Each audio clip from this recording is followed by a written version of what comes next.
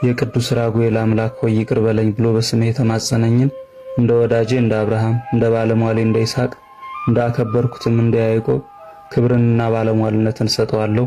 በራሱ ላይም የክብር አክሊልን አቀዳጀዋለሁ፣ እድሜውንም አረዝምለታለሁ ብሎ ጌታችን ቃል ኪዳንን የሰጠው በስዕሉ ላይ እንደሚታየው የአጋዕዝተ ዓለም ሥላሴን ዙፋን ከሚሸከሙት ከ40ቱ እንስሳ ውስጥ 4 ራስ ባላቸው በገጸ ንስር ላይ አለቃ ሆኖ የተሾመና የሥላሴ አቃቤ መንበር የሆነ በዕለተ ምጽአት አሮጌዎቹን ሰማይና ምድርን አሳልፎ አዲስ ሰማይና አዲስ ምድርን እንዲተካ ስልጣን የተሰጠው ሎጥን ከነ ልጆቹ ከሰዶም እሳት ያዳነው ፍቁረ እግዚእ ቅዱስ ዮሐንስን ከእመቤታችን ረፍት በኋላ አብሯት ተነጥቆ በገነት ሳለ ሰማያዊ ህብስትን የመገበው ፀሐይን ጨረቃንና ከዋክብትን በማመላለስ ለሰው ልጆች ለእጽዋት ለአራዊትና ለእንስሳት ሁሉ ብርሃንን የሚመግብ መጋቤ ብርሃናት ሊቀ መላእክት ቅዱስ ራጉኤል ወር በገባ በአንደኛው ቀን የመታሰቢያ በዓሉ ነው።